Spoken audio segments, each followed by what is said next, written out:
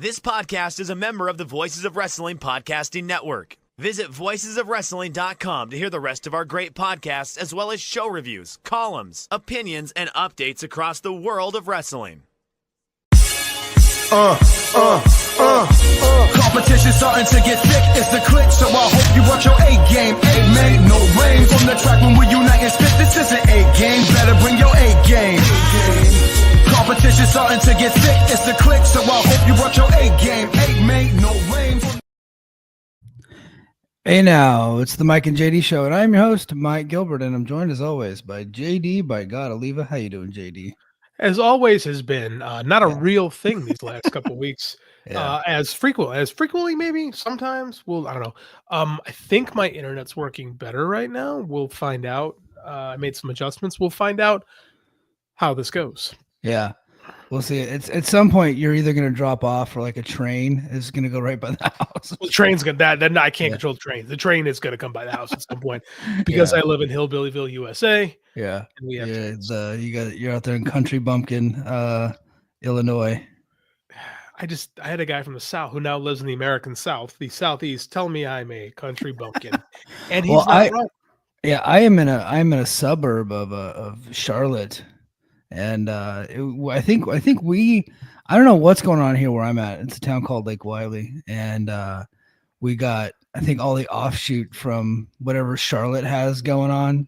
And so we get some of the trickle down effect of what technology they have. So we actually have pretty decent internet here. Like I have been like on Mondays and Fridays, typically I work remotely and it's all on video and I haven't had a single issue. It's been weird. But when I was in Hawaii, I would have issues all the time. I was cutting off left and right during the podcast. I was having a lot of issues. Well, you were also on that like government, military grade Wi-Fi, so right, now I'm on the hillbilly Wi-Fi. I mean, like when my old house in South Elgin, when I was doing the podcast with old buddy regular Scott, I never had issues. Right, everything worked just fine. Then I moved to Ogle County, Illinois, and it's like sketchy. Well, I also think that StreamYard just takes up so much of like data from your computer. Like that's a problem. Yeah.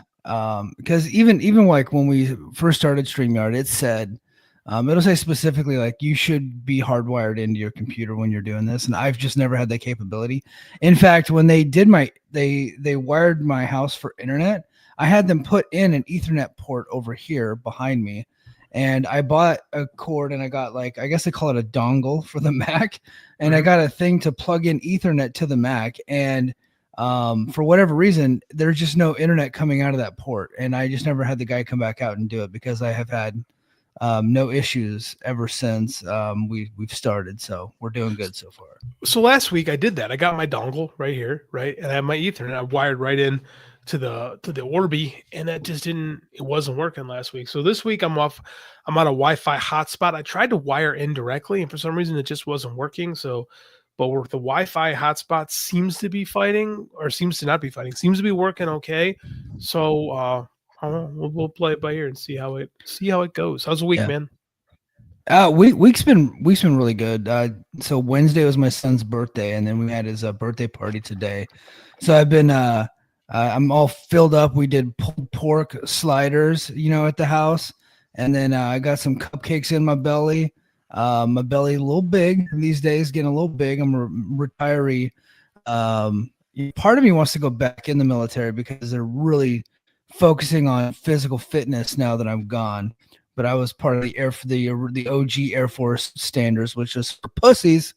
And so I never really got myself in shape every year, but now they're stepping it up a notch. I'm like, okay, this is cool. But I'm just too goddamn old to go back. So what's your vibe on all the new standards and stuff like that they're trying to push from our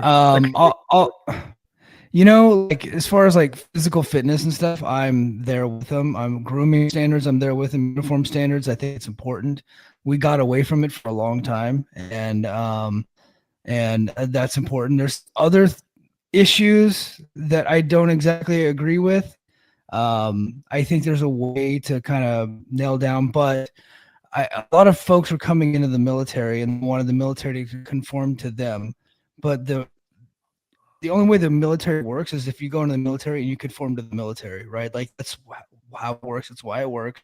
And we were getting away from that for a long time. And I think, we were going hard left for a while. Now we've gone hard right. Somewhere in the middle is probably where we need to be at to make sure that we got all the best people. The guy, the Secretary of War, I think is a bit of a clown. not to get too political, but I see him as a bit of a clown. But I don't disagree with some of the moves he's made. I felt like, we should have been adhering to standards for a long time, and we weren't. Like, dude, I tried to kick somebody out for not meeting physical standards.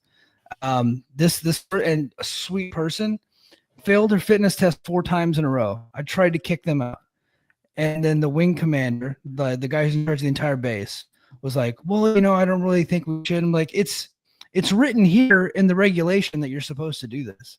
He's like, yeah, I know, but I'm still in charge, so we're not going to do that. And I'm just like, oh my God. It's like, what are we doing? Like, the person can't run a mile and a half. Like, you can't run a mile and a half. You don't belong in uniform. I don't get it.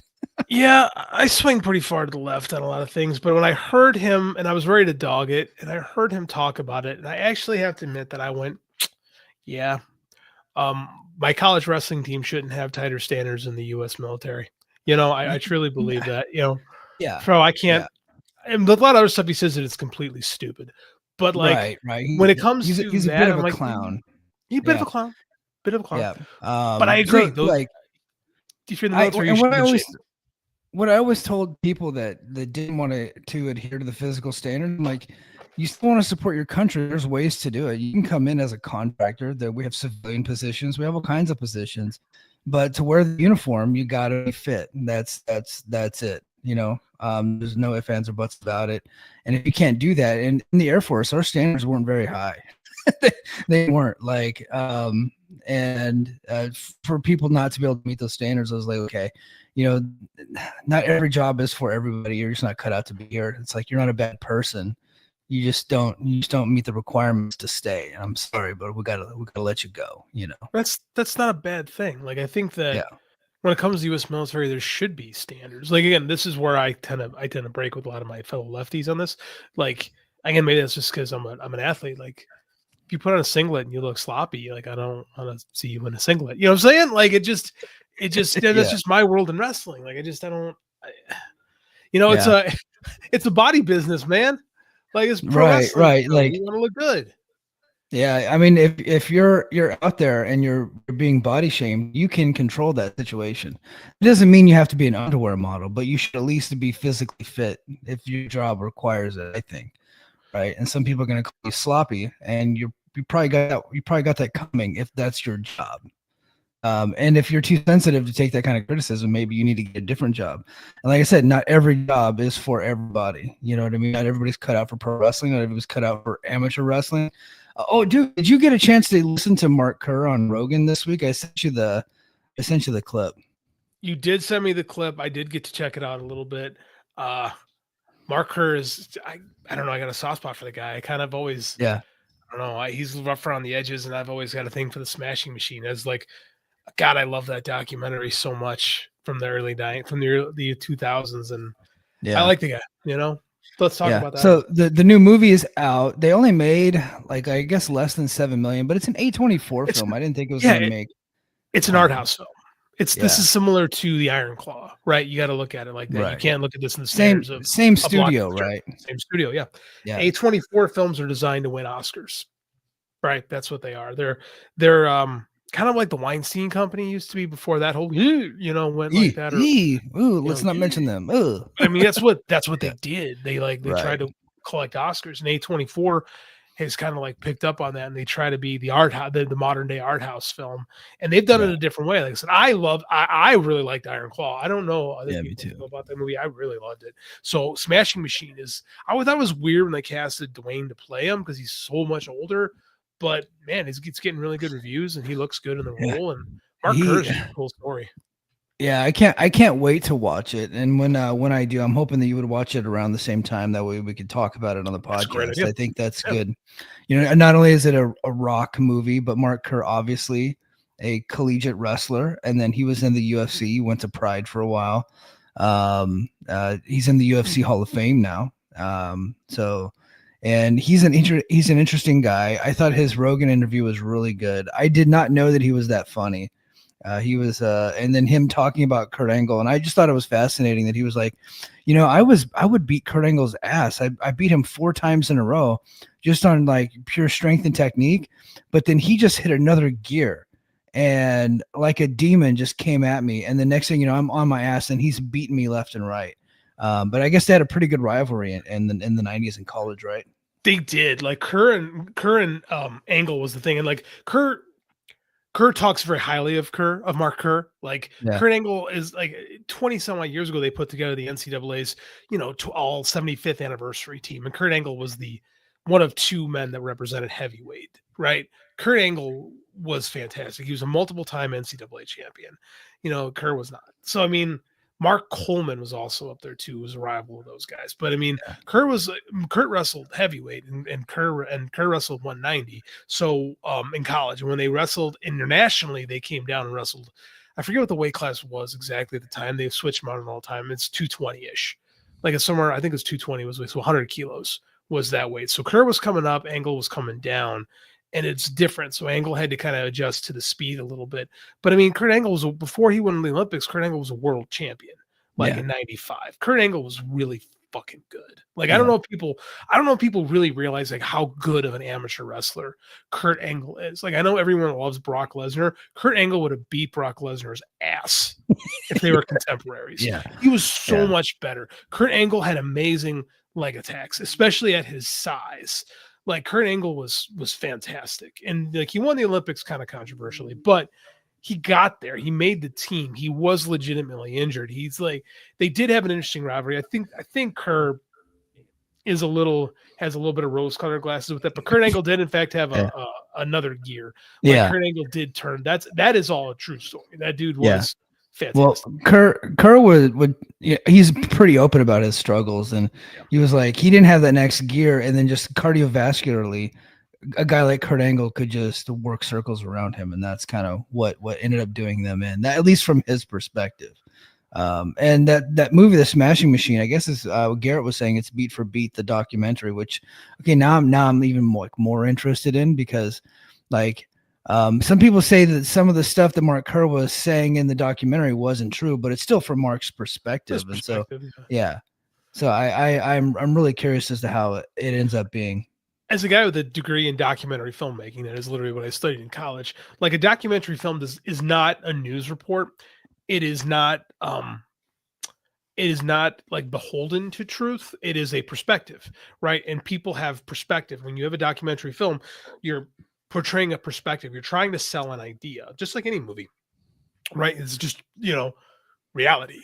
Yeah. But truth and reality aren't always the same thing. So, I mean, I think people kind of get like Mark Kerr has his version of how things worked, and he can legitimately believe that that's the truth. Is like you show 2 people, a color, and they're gonna say, one person oh, that's mauve, oh, that's chartreuse, that's pink, I'm saying? Like it's all perspective and stuff like that. So I think it's gonna be, I'm interested to see, because like there's no greater villain in documentary history than Mark Kerr's girlfriend. Like she comes off so vile and evil in that documentary. I cannot wait to see how that comes across in film. Yeah, I'm looking forward to that. Speaking of problematic wrestlers who had been fired several times and but are still beloved to this day, our top story. I bounced back and forth between what I wanted the top story to be, but we didn't really have any top story that was like a home run main event top story that I didn't already cover on Brace for Impact. So I wanted to start the show off with AEW signing Andrade. Chat, I'll get to you guys in a minute, but we're going to start off with Andrade. So AEW re-signed Andrade. He returned this past Wednesday. He attacked Kenny Omega. So AEW is going away from Fletcher and Omega for various reasons. They did build that, but it looks like they're not going to go to it for now. And Andrade has joined the Dungeon of Doom, I think. What? NWO Maple Leaf. Yeah, the Maple Leaf NWO faction in All Elite Wrestling, the Callis family. He has joined the Callis family, so he'll be with Callis, and it looks like he's going to take on Omega at Wrestle Dream. And Shortly after, so the story had been out for a couple of weeks that Andrade had a couple wellness failures, but nobody really detailed what those were. But Get out of here! I know. Andrade? Shocked. Well, so the thing is that what the word coming out of Mexico and a lot of the reporters from Mexico are openly talking about it.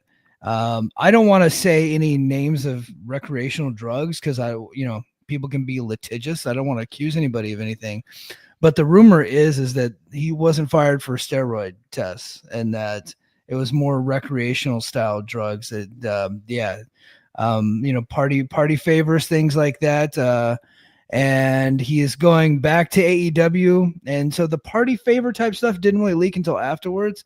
WWE obviously planted some of that stuff, but I don't think WWE is also like emailing Rob Viper and Lucha Blog and these guys and saying, hey, it was this. I think they're just kind of plugged into the scene and kind of, so now AEW is taking back this guy who's clearly got some problems from his first stint in AEW, 2 stints in WWE, but now he's back and he's back in a top spot, man. What do you think about Andrade returning? One, I get it. I get why they would give Andrade another crack. He's very talented. When I think Darryl Strawberry, man. Darryl Strawberry was going to get chance after chance until he proved that he couldn't do it anymore. I don't know if I consider us really like a part of the wrestling media, but being small parts of the wrestling media that we hear stories from time to time.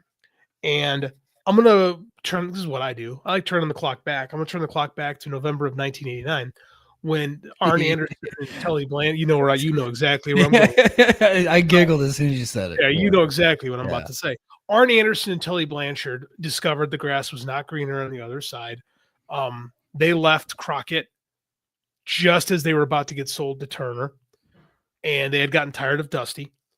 And they had a good year in WWE, but both Arn and Tully discovered, hey, man, these payoffs aren't better, and we're traveling a lot more, and we're a lot more miserable. So maybe we just go back to Crockett or go back to the new WCW. So they put in they turned in their notice, right? And so they got released. And then it immediately got leaked that Tully Blanchard had in fact failed.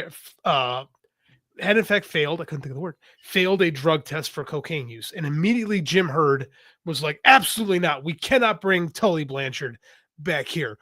Mike, do you believe that Tully Blanchard was the only person on the 1989 WWF roster who was in fact partaking in cocaine?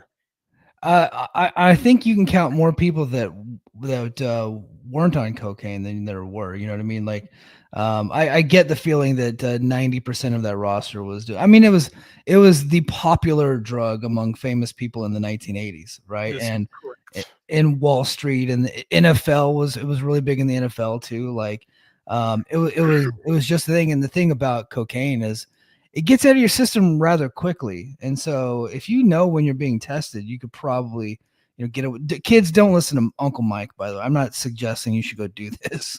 I'm just like, that is true though. It's like, if you're not being tested very often, you can go a long time without popping for that stuff if you know when you're being tested.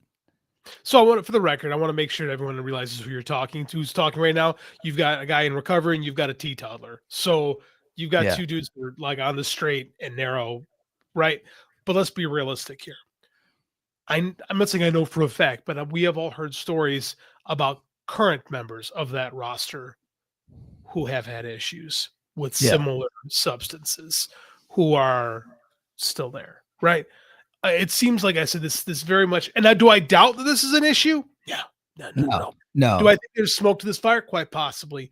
Do I think he'd be the only person there? No, probably not. I can't tell you everything that I know because I don't know anything. But when people leave, these things do kind of come true. Now, Andrade has done a lot. So guys like Rob Viper and Lucha Rug are going to have like a decade plus worth of Andrade, not horror stories, but just like, the dude's, just look at him, man. The dude trouble follows the dude wherever he goes. Now, he's an excellent professional wrestler. Is he going to get a chance? Yeah. Is he going to blow this chance? Probably, yeah. It's just how it goes. Like, then he'll go back to WWE and like have another run there. Like, he's kind of, who do we compare it to? We were sharing who we. I compared him to Jeff Jarrett, who went back and forth, but Jeff Jarrett went back and forth not due to like being in trouble. Like he just would sign shorter term contracts, and like he came from that old, his dad's a promoter, you know what I mean? And he just tried to bounce back and forth to get the most money he could out of each. And that probably worked out for him. Although WWF never did take him back while he was still an active wrestler. Once WCW went underground, but that was the comp for me.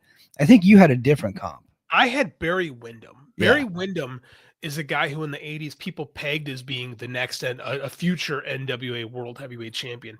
Barry Windham from about 1981 to about 1990, right? Maybe 89, is one of the best professional wrestlers in the world. He's so insanely talented. He's big. He was good looking. Like Barry didn't really love pro wrestling all that much, right? So he would bounce around. So Dusty had big plans for him in Georgia, right? And then Barry left, Florida. And then Barry left to go to WWF with Mike Rotunda, US Express. They were the first big tag team in the Vince era, right? Yep. That was it. They came out to Bruce Springsteen. They were getting pushed. Those guys, Windham and Rotunda, got pushed.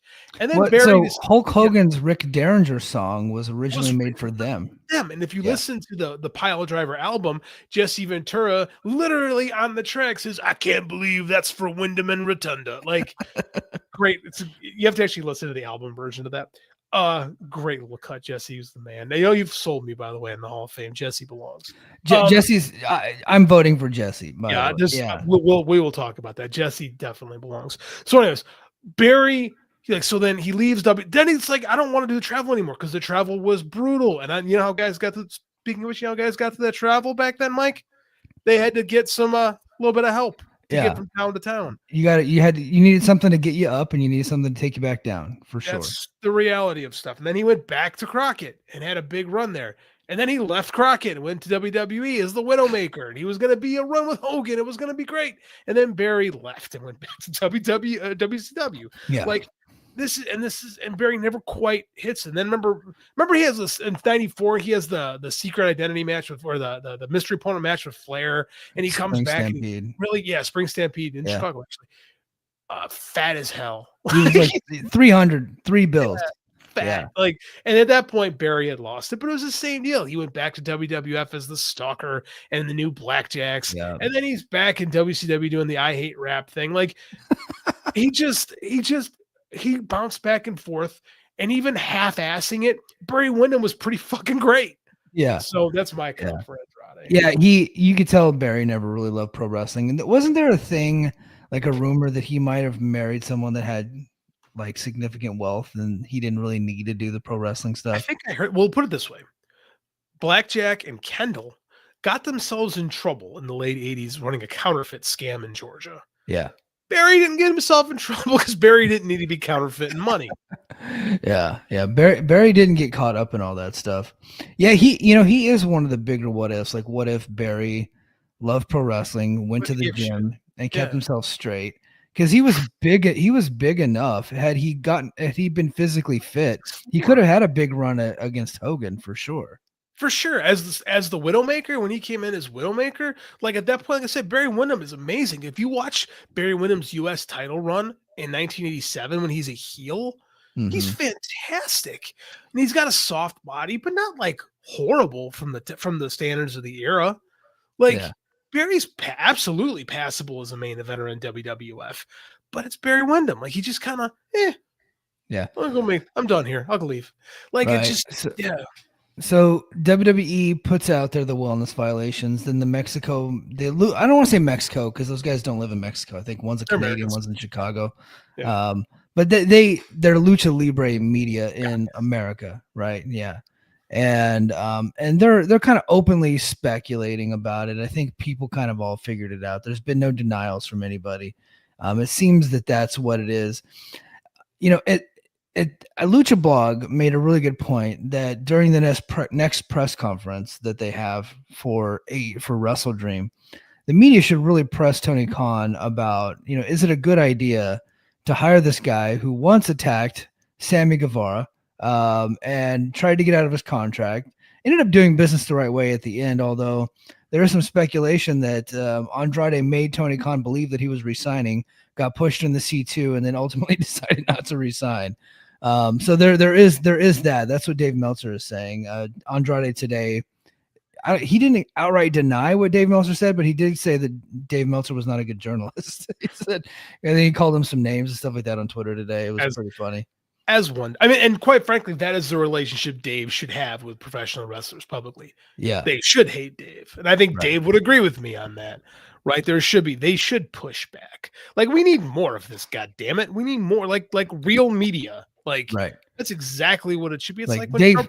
Dave's not Andrade's friend. Dave is just going to report what Dave's version of the truth is. He's going to work his sources and get some of the news and information and put it out, and the consequences be damned, right? Like, that's what journalism is. Here's the thing, and I think we've forgotten this, is if you're in the media, you're not supposed to be friends or fans of the people you're covering. You're supposed to come at this stuff with a straight arrow, right? You're supposed to tell it like it is and not love what you can love the business and stuff like that, but you have to be realistic with it. We have far too many fan journalists, and we have we know fan journalists, and they put their love of company or love of performer above reality a lot of the time. And I think that's dangerous. And I think that, I know people, it's the cool thing to do now to shit on Dave Meltzer, but I think that, and Dave has his own issues like any human being in the world. Yeah. But the one thing Dave does, he doesn't kiss the ass. No. Unless you're Eddie Gilbert. But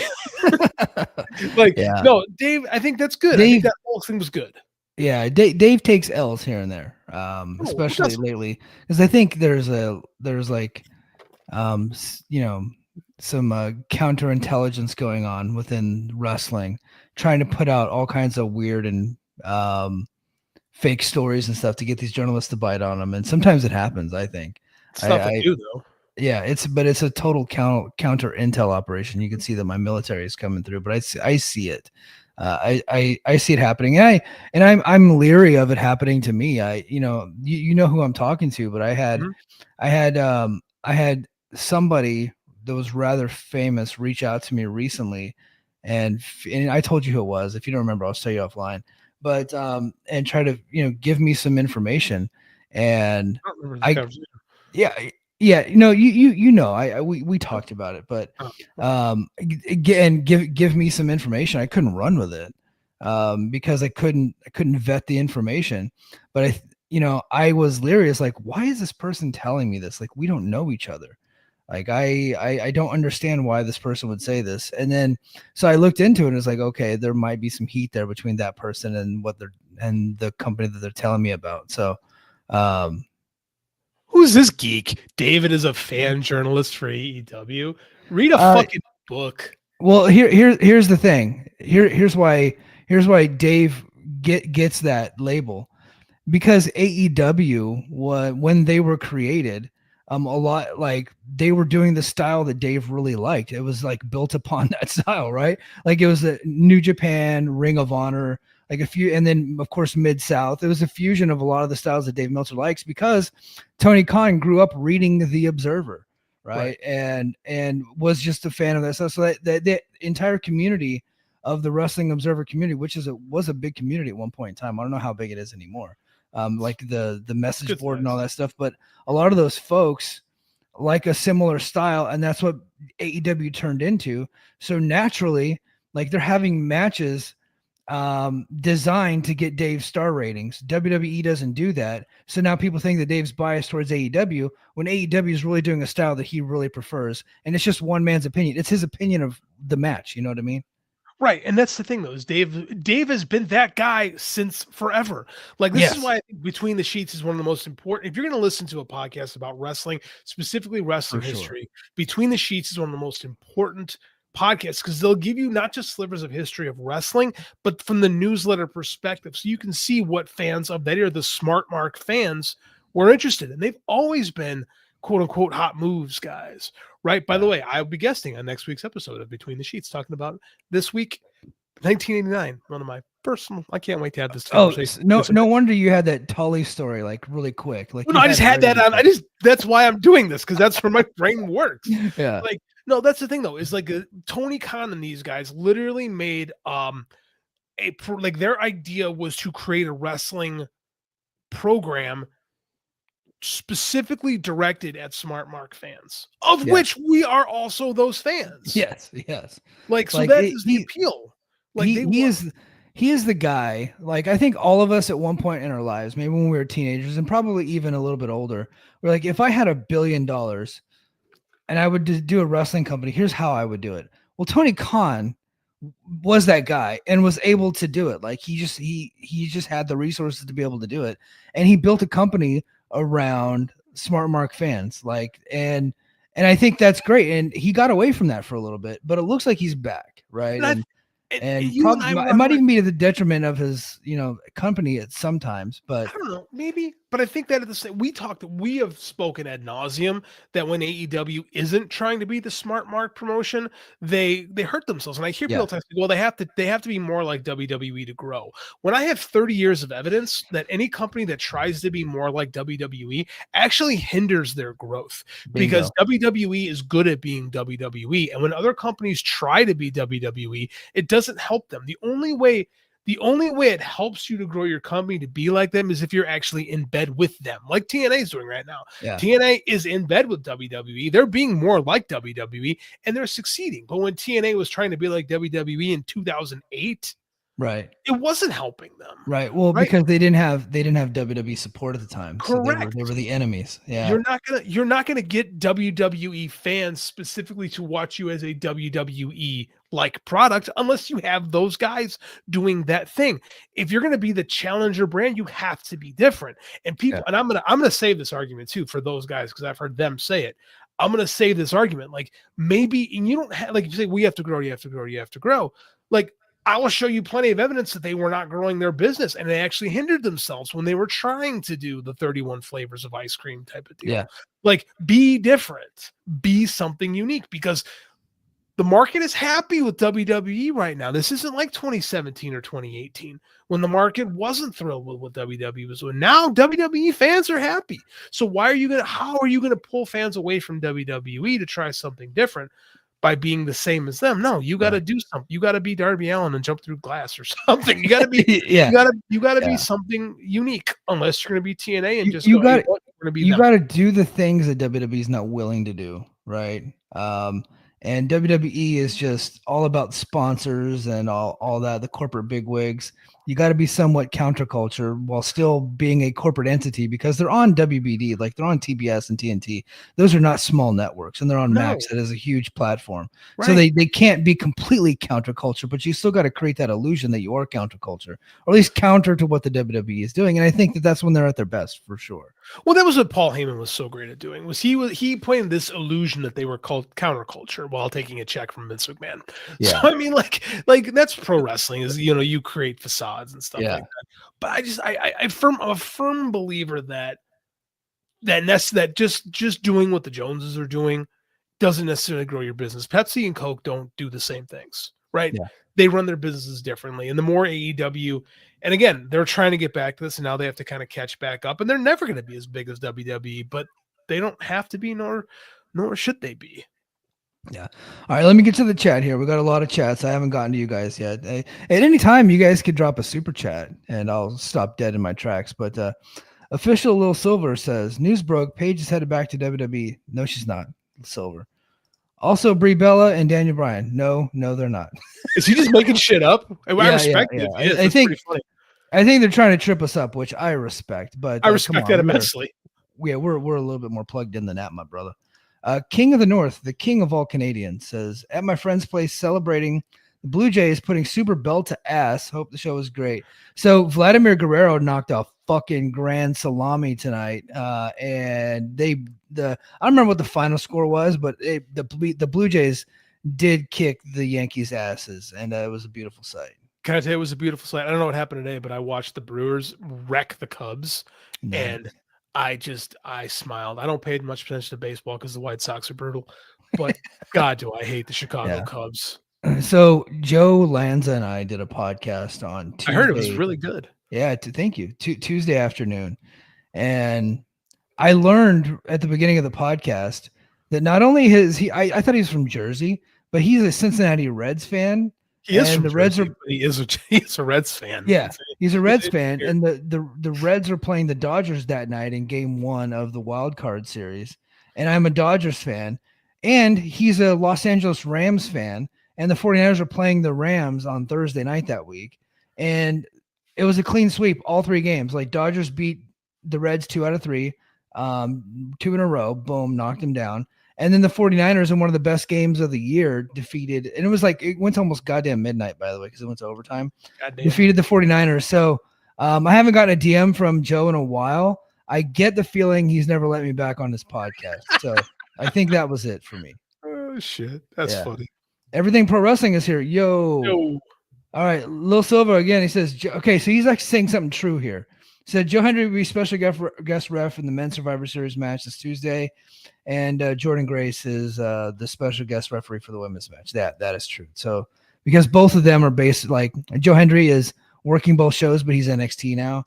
And so now they're creating like drama there. So very ECW, WCW 2000 with the invasion stuff. 2001, excuse me. Yeah. So the women's team is captained by Kalani Jordan, who is an NXT wrestler that just happens to be the TNA Knockouts champion right now. But she is. The whole thing is asinine. They blew the whole goddamn story. So it's the invasion all over again. Yeah, it's fitting perfectly. Yeah. But they don't call it invasion anymore. It's a showdown because actually, you know what? I haven't talked about this publicly. That might be my fault, JD. Really? Go on. Yeah. So when they made the announcement, not yesterday, but the Saturday before at No Mercy, that they were doing the show on October 7th, I think it was like that night or the next morning, I said, me, like idiot, I said, oh, wow, doing a show called Invasion on October 7th is fucking wild. And it got picked up and it got retweeted. And BJ Bethel quote tweeted it and he's talking about it. And then he gave me credit for it being aggregated. Israeli media is picking this shit up. It's in the Middle East. And I'm like, oh, fuck. I was like, guys, I was like, I know for a fact they didn't mean to do that. They were not trying to rub it in Israel's face, after that atrocity that happened on October 7th in 2023. They were not trying to make light of that situation. They're just being counter-programmed by AEW. So they made a big show and they've had the storyline going on with TNA. So they decided to do it that day. And here's another thing. They had the trademark. Yeah. They've had the trademark since 2001. Right. Did you notice all the NXT shows are all named after old WWF, WCW, ECW pay-per-views? Yeah. But the fact that sometimes I go, we're not really wrestling media. And then other times I'm like, holy shit, we do start shit sometimes. No, I can't legitimately take credit, but I think I probably played a small part of it.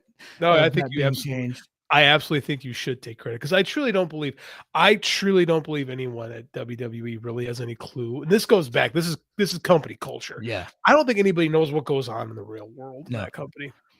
No. They didn't put it together. And I said it and some people went and looked at it and was like, oh, that's right. You know what I mean? Because if it happened in America, we would know, but it happened in another country. So right. we're all full of our own shit. I just happen to be super into geopolitics, and stuff that's going on around the world. So I had to look up what the fuck you were talking about. I'm like, oh yeah, that did. I was literally, I didn't want to sound like an idiot or I would have said something. I was like, what the hell is Mike talking? Oh, that's right. That did happen. Yeah. I happen to be one of those few wrestling fans that I consume a lot of news media, news podcasts. Educated? Yeah. I wouldn't say educated. I'm pretty sure I cheated my way through a master's degree, but no. One, you have a master's degree, and if you're not cheating your way through a master's degree, you're not trying. Two, you are well educated, Mike. Don't let yourself bury your lead on that. So yeah. Tyler Helton says breaking news: Killer Cross going to MLW. Yeah, that did. Is that breaking news? I thought that was announced a long time ago. No, it was rumored, but they announced it last night on their show. Yeah, I think I'm gonna start. That's a good spot for him. I think it's a perfect spot for him. Yeah. I think I'm gonna start watching MLW again. I keep seeing what they're doing. I'm listening to Joe and Rich talk about it. I got such a soft spot for MLW. For some reason. Me too. Me too. They had a fun show at one point in time. They lost their way for a while. Look, let's be honest. AEW gets created and MLW loses a lot of their talent. They lose MJF. They lose a lot of people, and then it's just really hard to keep replenishing that talent when you're not paying people. Mike, I'll be honest with you. I think they lost a lot of their identity when AEW came around, because MLW comes back in 2017 and they have all these heavy hitters, right? All these heavy hitter independent talents. They're getting a lot of guys coming from Japan doing stuff with them. They're getting a lot of the big name indie guys that are like Swerve and Matt Riddle. This is 2017-ish. Like all of a sudden, MLW for a bit was the cool indie to watch outside of Ring of Honor. So then AEW showed up and they really kind of took away some of that steam. So I think Court and no one's been harder on Court than me, but I mean, like, I think they kind of lost their identity a little bit, and now I think they've kind of found their way. Dude, any company that's got Cesar Duran, aka Dario Cueto, out there making blood money jokes about WWE during the show, dude, I'm okay. Court, it's all forgiven, man. That alone makes me love your company again. Right. And their show is free on YouTube. They can't be making any money. They're stretching out that lawsuit money like quite a bit. But they put Donovan Dijak and Baron Corbin as a tag team called the Skyscrapers. I kind of want to check that out. It's just like I for whatever reason I just want to see it. I think I need to see what that looks like. God, what is the name of their new champion? I can't remember. I don't remember. Yeah, so they're new. So Matt Riddle lost the world title to Mads Kruger, so that's the new champion there. Oh, God. And then their national openweight champion is a CMLL wrestler. Oh, it's Blue Panther. Oh yeah, Blue Panther rules. Yeah, because I called him the national old and overweight champion. Beautiful. Yeah, that's right. It's Mads Kruger, but Kruger goes by Cruel on the Indies, so they call him Mads Cruel Kruger, and it's like for the alliteration purposes, those two K's in a row really make a sound that's hard. They should be calling him Cruel Mads Kruger, right? Or that's a free one, Court. There you go. Or just Mads Kruger or Cruel. Like, why do we have to have all three names? Because Court's got that WWE background where he tries to rebrand stuff on his own. So, but Mads Cruel Kruger is there's too much of that. It should just be So their show is free on YouTube. I need to pick it back up because I did like the show for a long time. I just covering MLW again.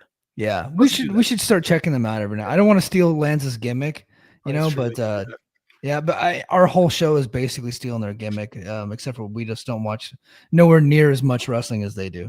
To be fair, no one can. Those guys are machines. But they're monsters. Yeah. But here, let's see. Breaking news: Andrade, new Crash Heavyweight Champion too. Yeah, I did hear about that. Is the Crash still around? Who books the Crash now? I thought I don't know. I don't know. It was Conan for a while, and then he got fired. Yeah, I don't know. I didn't know the Crash was still a thing. Yeah, I got to get through these chats. Mad Dog Stuff says TK is also part of the sports world. He's probably dealt with a dozen guys. That's a great point. Between soccer and football, yeah, he's probably right. Like, transferring heat. Paul Heyman had Mike Johnson, and Tony Khan had Dave Meltzer. So Paul Heyman was also friends with Dave Meltzer. So yeah. Let's see. Okay, so like Mike Johnson and Dave Scheer created, was it the Lariat? I think that was theirs. To like, well, they were onewrestling.com, and they were like the official. I think they ran the ECW website too. They did. They started the deal because they thought Dave was unfair to ECW. They thought Mike Johnson and Dave Scheer thought Dave Meltzer was unfair to Paul Heyman. Yeah, just that is a lot to take in, and then you just when you make that assumption, the whole rest of the picture just kind of crumbles in. Right, like Tony Khan wanted, like when they started, especially Tony Khan wanted Dave Meltzer's attention. What the fuck did the Young Bucks call their finishing move for a long time, Mike? The Meltzer driver. Yes. Yeah. Did Dave tell them to do that, or did they do that because they knew it would get them heat from specific fans? It would get them heat, and also probably a little bit of pandering. You're working the refs a little bit. Yeah. Mm-hmm. You know. So like newsflash, Dave Meltzer is a human being. and like he might like stuff better when you're nicer to him, right? So like you know what I mean? Like that is a natural thing. I don't think that he's like he's not out there lying though. No, so he's probably nicer to people who are nicer to him for sure. For sure. Like again, when you look at the again between sheets, the beautiful part of this, you watch the evolution of the history between Dave Meltzer and Eddie Gilbert is like the lifeblood of the Sheets in the 80s and early 90s. And Eddie was super cool to the Sheets. So everybody loved Eddie. They had you convinced that what was Eddie's promotion? The CWF was like good. It was awful. And it was booked not great, but they would, Steve Beverly and Dave Meltzer would tell you, man, that Alabama territory under Paul Heyman, under Eddie Gilbert's great. It's not. It was actually terrible. You know who has a little bit of Eddie Gilbert in him, and is Killer Cross. And that you are spot on 100% right. Because the whole We Want Cross was a media thing that came about. Like, and I don't think it was a coordinated effort where Killer Cross was like texting all like Sean Ross Sapp and all these other media guys saying, "Hey, can you help me get over to get WWE's attention?" I think it was a more natural thing, and it's a more natural thing because he's so friendly to them, and like legitimately like nobody can say a bad word about Killer Cross because he's just like a good dude, right? Everybody seems to like that guy, and he treats media members with a lot of respect and talks to them and is really friendly with them. And when he's a free agent, he does their podcasts, he does their shows. He's really good at working the refs. He's good at working them, not in a bad way, but he gets people on his side, despite the fact that he's not very good. Right. And so he got a lot of support for a guy who's not that good. And kudos to him. To the point where it's backfired a little bit in his career. Yeah. Like the whole We Want Cross thing did happen, but people were convinced that it was some Pillman-esque level of work. Right, that they're going to bring him back and give him this big main event push. You know what I'm saying? Like he kind of worked himself in a bit of a shoe with that. Yeah. Right. We're like, and of course, like most of those We Want Cross people are like, oh, he's not in WWE anymore. Yeah. And they've moved on. Do you think that they're going to go support Killer Cross in MLW? Like, are they going to be there for his big debut? No. Yeah.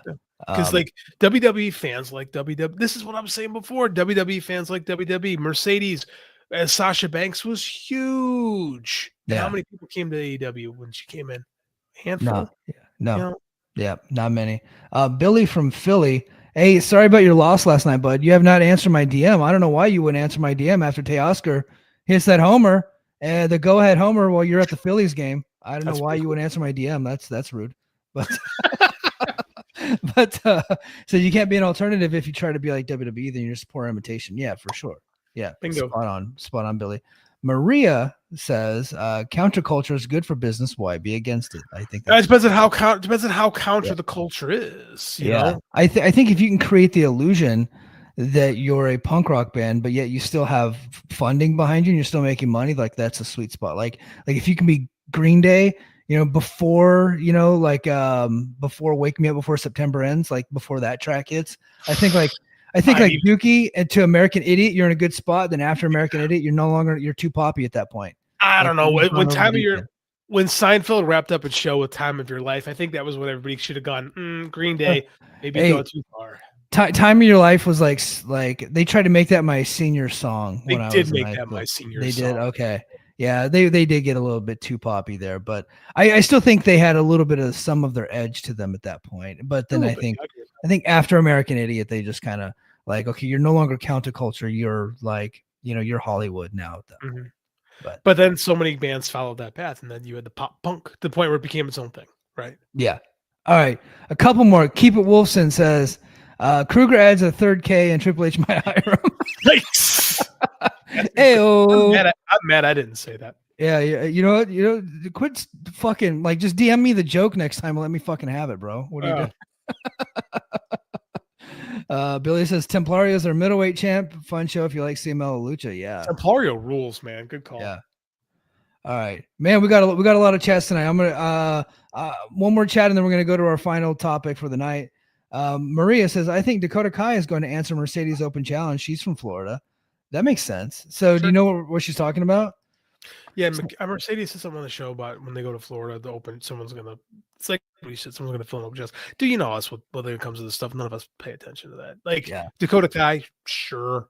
Yeah. Is she still good or did she get hurt a bunch? I don't even know. I haven't watched her in years. No. So you're probably thinking of Nixon Newell, who had a couple of blown out knees. Dakota Kai is still pretty good. Okay. I think that they just realized that she had reached a certain point and she was never going to get past that with them. And so they cut her. And I think they probably didn't like her boyfriend. It was Carl Fredericks. So I think they're both gone. So I don't know. They both got fired at the same time. Makes me think they didn't like them. I don't know. Dakota Kai's dating Carl Fredericks? I believe so. Correct me if I'm wrong, chat. If I'm wrong, then I'll edit this out. Did I tell you Carl Fredericks got mad at me in a tweet once a couple weeks ago? I Yeah, made a joke about how, hey, remember back when DJ Eddie was going to get a main event push in Japan and then left instead? That worked out great. I was being a dick. I'm just being a dick, and he actually found it. Like, yeah. Like I thought I was being enough of a dick where it wasn't obvious. Like, yeah. Yeah. Well, that's happened to me a few times where I don't even address the person. I'm like saying something mean to really like to pop like 7 people, right? Yeah, that's what it was. Like, it was like you and me. So I was trying to pop you guys. Yeah. But you really like shit's public. And some of the wrestlers like follow me, and then sometimes it gets retweeted, and somebody will send it to somebody. That's how I got in hot water with Jordan Grace last year. And then a couple of days ago, I get in hot water with Sean Ross Sapp and John. Oh, again? Yeah, dude, I didn't tag them. I didn't say anything about them. I was referencing a story that had nothing to do with them. They put themselves into it, right? So Wrestle Purist aggregated a Mike Johnson story about Andrade's wellness violations, said that there was 2 violations, and that's why he was let go from the WWE, right? I quote tweeted that, and I said, hey, AEW needs to steal Chris Legento. He is invaluable. And that's all I said. It wasn't a Sapp story. It wasn't an Alba story. It was a Mike Johnson story, according to the tweet that I was quote tweeting. Sapp doesn't follow me. I don't follow Sapp, right? We DM each other every now and then. And we kind of just talk about usually TNA type stuff, right? He doesn't really give me any information or anything. He's going to save that for himself, right? So he sees this and then he replies to it, tags John Alba and said, hey, this story came from me, and then John Alba had it as well. And neither one of us got that from Chris Legento. Chris Legento had nothing to do with this. John Alba then quote tweets it and says, I swear on my entire career that Chris Legento did not give me that information. I'm like, guys, you weren't mentioned in the story. It's like I never said that he did. And John Alba, who's I assume is a smart guy, writes for Sports Illustrated. He made himself sound really guilty in that situation because he was saying that he was being accused of something that he wasn't being accused of and denied that it ever happened, but no one said that it did, bro. Like, what are you doing? There's a great Shakespeare quote of "Methinks thou doth protest too much." Yeah. That's that for you normal people. That means if sometimes you make a big enough stink, you kind of shine a light on the fact that may be a little bit true. And here's the thing. A good journalist protects his source. Right. Yeah. And the problem is Chris Legento is really sloppy about stuff. And the Legento, it's not just him, but what Mike's saying is one, Mike was making a fucking joke. Yes. So I think that people got to remember. You remember like in 08, like if anything went wrong in the country, like you would see thanks Obama. Yes. Right. Yes. So that's what I was doing. Like, yeah, it was blaming things on Chris Legento was a thing like 6 months ago. Right. It was a joke. Yeah, it was a joke. It had nothing to do with those guys. They happened to make it about themselves and say that they're I don't know what they're thinking. But I didn't do that. And I told them, I was like, guys, I didn't even mention you. Here's the thing, is that like they don't like Sean. I've only had a couple of talks with Sean. Like he was really nice to me when my dad passed away about a year and a half ago. So I got no personal beef for Sean, but I've told him straight up that I think that what they do is PR. They run PR for the wrestling companies. And like for a guy who like lives on burying people, he's had a real difficult time burying the two of us because we know our shit. We're grown ass men. Right. People get too offensive with Mike Gilbert specifically. And I love Mike. He's one of my dearest friends, but he is an absolute shit stirrer. Like constant, like I laugh. I send you your own tweets sometimes laughing about what a troll you are. Like Mike lives to fucking troll people. And if you like, that's like the work, right? Yeah. And like to see these like professionals who take themselves so seriously get worked up by you just makes me roll my eyes every fucking time. I'm like, why do they keep falling for you just being a dick? Like, yeah. And Especially because I have gone away from even mentioning people when I'm being a dick. I don't reply to anybody. I'm on my own timeline, being a dick, being a meathead, Yeah, trying to that's our make brand. this piece of shit, Keep It Wolfson, laugh. Like I'm just trying to make him laugh, trying to make you laugh, trying to make the BFI chat guys laugh. Yeah. It's not really serious. Oh, JD, I have a tweet ready to go. It's not written yet, but it's in my head. Lay it on And me. it's gonna come out. It's gonna come out on Thursday. So Okay. so Tuesday is NXT Showdown, and they're going head to head with AEW Title Tuesday. As far as I know, AEW Title Tuesday, their only match they have announced so far is Mercedes Moné versus Florida Woman. I think they might have. I think Moxley is actually. I did see. I think I saw that Josh Alexander's wrestling Ibushi, which I'm interested in. That's kind of personally. cool, actually. Yeah, that sounds like a good match. it does. But the fact that NXT is on CW and they're going head to head, NXT is going to beat them probably pretty handily. And they're doing the whole showdown gimmick with TNA. They have the whole card promoted already. It's being promoted all over main roster stuff, ads everywhere. I get the feeling. I get the feeling NXT is going to beat them pretty handily. So we're going to get those numbers on Thursday. And my tweet is going to be TNA with some help from NXT defeats AEW Dynamite head to head, right? And you know that I'm just like, you understand what I'm doing. I'm laughing already.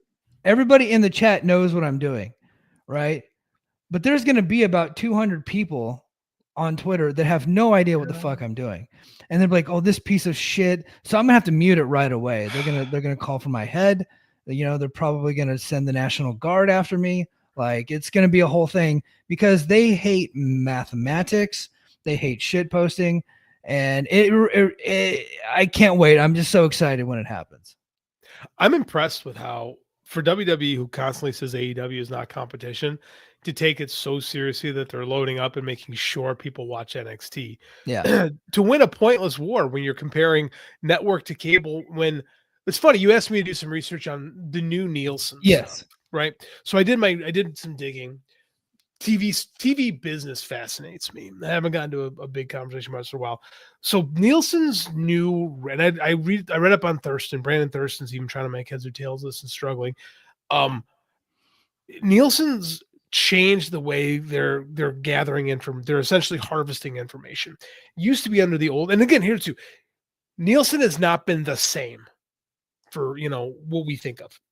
How Nielsen did stuff when we were kids, when Nitro and Raw had their little back and back, totally different than how they're harvesting now. Used to be, you have your Nielsen family audiences, they're clocking what they're watching, right? And that's where the sample size comes from. So it's never, they said 8 million people watched. Well, maybe 8 million people watched, right?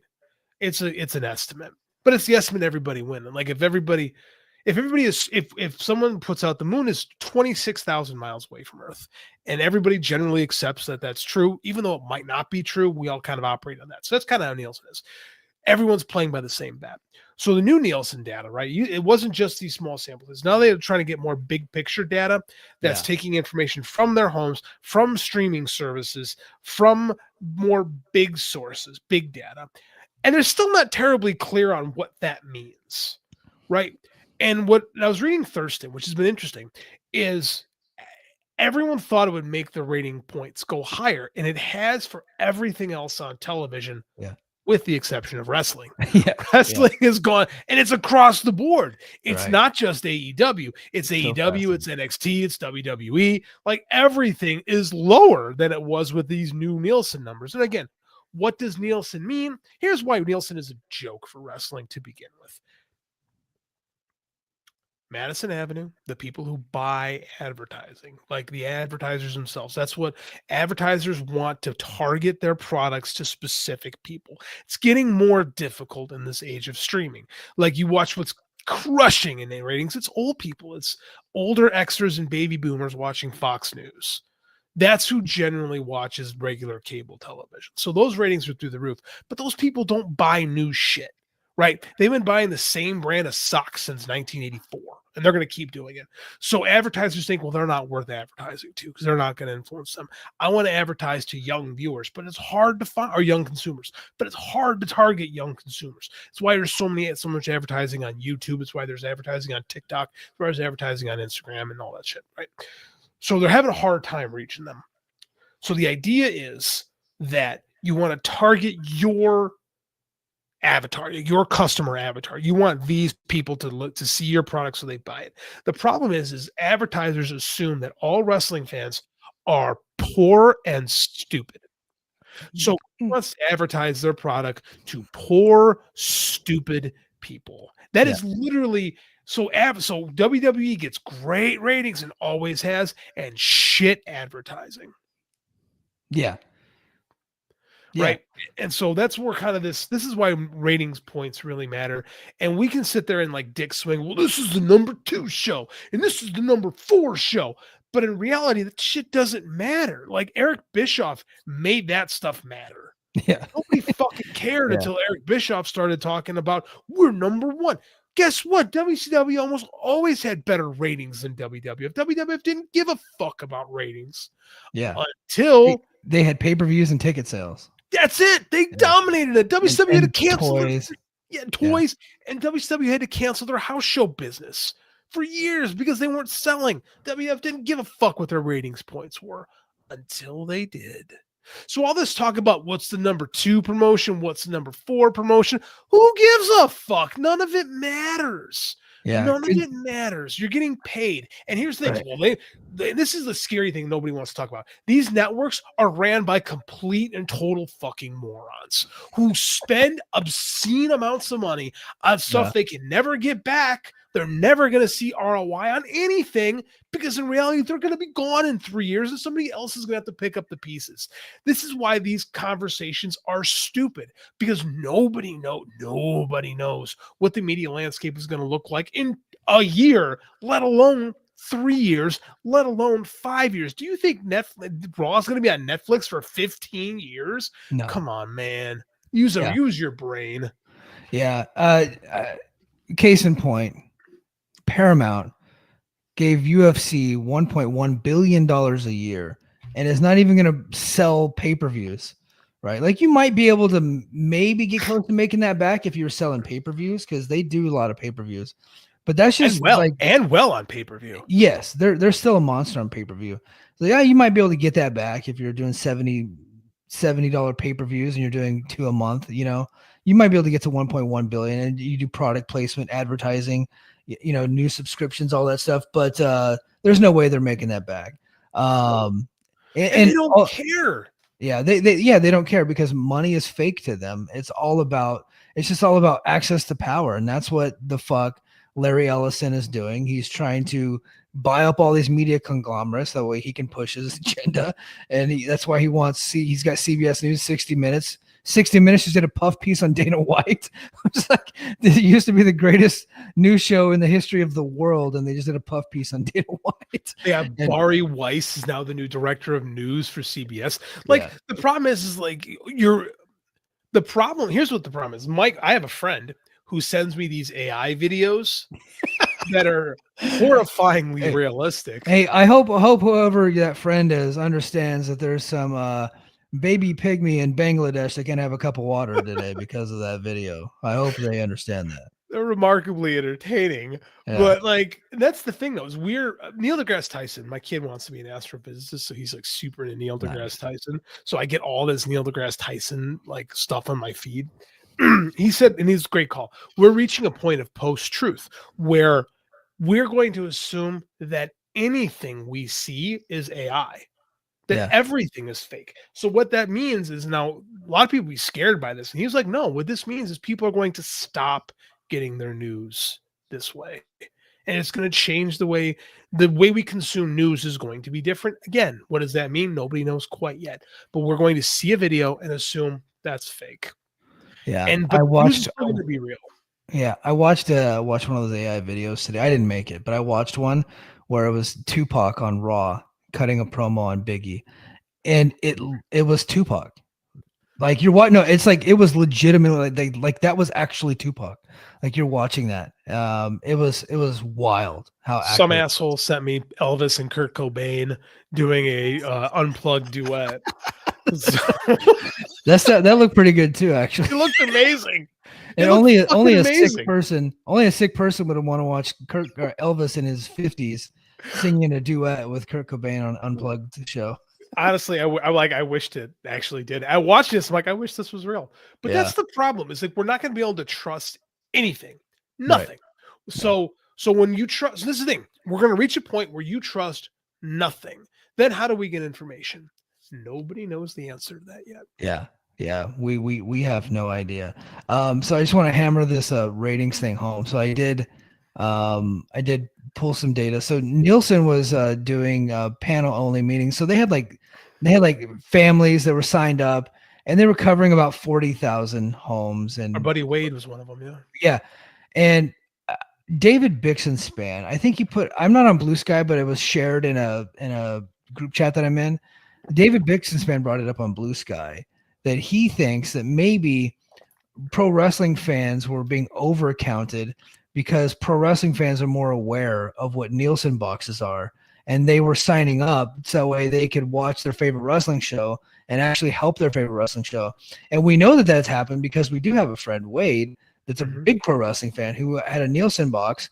And he said, hey, he told me one time, he was like, hey, Mike, I didn't get a chance to watch Impact tonight. I think the numbers are going to be down tomorrow. And sure enough, they were down by like 20% from the week before. And so it was such a small sample size. So now the new one, big panel, or big data plus Big panel. data. Yeah. So big data is all the streaming services, the TVs, the Apple TVs, Amazon Fire Sticks, your devices. They're actually covering upwards of 75 million devices.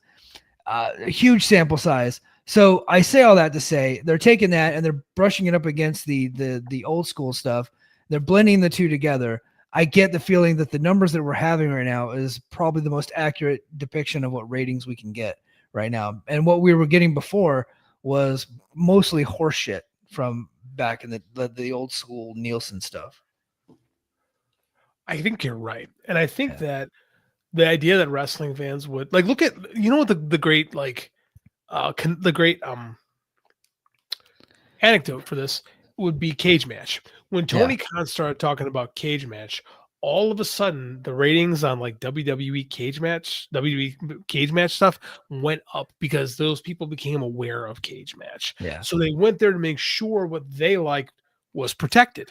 So, and Bix is unique with this because his dad, that was his business. Like when Bix was growing up, Bix's dad worked in this. So Bix's dad, I don't know if they were Nielsen, okay, or like this is what Bix's dad did. He worked in the TV business end of things. So again, a lot of stuff I've learned about this. I've learned from listening and reading Bix's work. So if Bix is saying that look like wrestling fans are oversampled, I think there's a lot of truth to that. Yeah. And the new ratings seem to bear that. So this is why Nielsen ratings have never been the gospel, but it's the gospel that everybody kind of accepts because everyone's playing off the same. Right. I don't think anybody ever really fully trusted the data, but it was all the data that we had. Right. So, you know what I mean? So that's why whenever people will suggest that AEW Dynamite is doing so well on Max, when we don't have the data, I have a hard time even accepting that because we just don't have, I haven't seen the numbers. Like, no, like I know BJ had some data, but a lot of people kind of pushed up against that. And we like BJ and we trust BJ, but you know, we just didn't get enough people saying the same thing to where we can kind of completely like trust that data. You know what I mean? I believe someone told BJ that. Yes. Yeah. And I think that the way that it was counted, it was probably counted a lot like, and I think Zarian said that he thinks that the way that it was counted is a lot like the way that YouTube is counted is like, you know, if you watch for a second, then it counts as a view. And so I still have, like every time I go into Max and I want to watch AEW on Max, I have to go and search for it. Or I have to go into the sports thing. It's not on my front page, but you know what is on my front page? Superman movie, real time, Superman the animated series. I watched a lot of Josh Gates, and I watched Mysteries at the Museum on there. Okay, I'm fucking old. I get it. I'm old Caucasian. I watch old Caucasian shit. And like that stuff's on my front page. Dynamite is not. I have to go to the sports tab, or I have to like search for it. I don't think that they're like 500,000. I don't think that we're there. You know what I mean? I don't know, but I do know that this week that WB had no problem announcing that Superman had crushed all of their 10-day streaming records. Yeah. Superman was the most streamed thing in HBO Max history for the first 10 days. It is done. You're welcome, HBO, by the way. Yeah, they are, because I did the same thing. My kid loves that movie. It's an awesome movie. So they have no problem releasing that information. If they were super happy about it, they'd tell people. But that's the thing, is like, who are we to? I mean, Netflix always says stupid ratings too. 8 billion people watch Stranger Things. Like, I mean, they do. It doesn't mean anything. I think there was probably a handful of people that watched Stranger Things multiple times. And we'll leave with this. So I watched Superman the animated series, episode 1. Good, right? And yeah, it's a good show so far. I really like it. And so Superman's parents, like Superman's a baby in this one, and his parents are in Krypton, right? And his dad is some type of politician, right? And he's got the council together. The world's about to end, right? And he has a way to save everybody, but no one wants to listen to him. They're listening to an AI computer called Brainiac. Now, this is 30 years ago, JD. They're listening to Brainiac, the AI computer, and the humans are trusting the computer more than they trust Superman's dad, who has like a legitimate way to save everybody. But no, they said Brainiac's like, no, this is fake. None of what he's saying is true. Ends up trying to get him arrested, right? And then turns out Brainiac was just lying because he's trying to get rid of everybody so he can have total power. And yet here I am watching Tupac videos on WWF Raw 1998, and they're getting ready to fucking take over. So there you go. First of all, you're in for such a treat. Brainiac becomes one of Superman's greatest villains ever, and this particular interpretation of Brainiac is my favorite version of Brainiac. Like, you're getting other side of JD here. This version, like, I think this version of Brainiac, if the rumors are that the next Superman movie is going to be a Superman villain that has never been in film before, and it sounds like it's going to be Brainiac. Knowing James Gunn, I really hope that they lean in and do this version of Brainiac, because this version of Brainiac becomes a robot, essentially, like a killer robot. And he's awesome. He's so cool. I love Brainiac. So I hope that they kind of steer into this. And I think that it's very apropos of where we are now. Like, James Gunn swears to God he wasn't doing Palestine and Israel in that movie. He was. he 100% was. Yeah. But, I just, he could say, I wasn't doing it. I hope that's kind of where they go. That's a great comparison, Mike. I appreciate that. Yeah. We were talking about AI. All right, hold on. Maria says, anybody see that AI actress? No, I have not. I know what you're talking about, but spooky. Yeah, it is creepy. But I think AI can be good. Like, some idiot can type in Lee Harvey Oswald does an interview from his jail cell proclaiming his innocence and blaming the whole thing on a UFO conspiracy and the CIA. And then it comes up and it looks like it's a movie from 1963. Sure did, man. Sure did. And that's Oswald's voice. It looks just like him. It is super authentic. And it said exactly what I told it to say, or the hypothetical if I was willing to do that. I don't kill baby pygmies in Bangladesh. That's not me. Okay. I showed my wife that and she's like, what is that? And I'm like, God damn it, you can't appreciate any of these jokes. Like, yeah, this is Lee Harvey Oswald blaming. I'm not. Yeah, I'm just gonna go. You should send her the one that has Abraham Lincoln doing a wrestling promo on Jefferson Davis. I did. That's the first one I showed her. And she's like, "This is what you guys do with your time." And I said, "Yes, it is." So this is my friend. He's a total fucking idiot. fully aware. Both our wives were fully aware of how stupid their friends are. Like, yeah, I showed it to my wife, and she's like, "This is stupid." It's like, you're right. It is stupid. It looked great though. Like, and I imagine this is what Lincoln probably might have sounded like. Mike sent me a video of Abraham Lincoln cutting a promo on Jefferson Davis with the "Raw is War" microphone. It was really well done. It's evil as fuck. Really well done. Yeah. I'm sorry, baby pygmies in Bangladesh. My bad. I hope you get that glass of water soon. So Rich Craich hates us both now because of this. oh yeah, oh for sure, yeah, Yeah, can't we are- stand either one of us.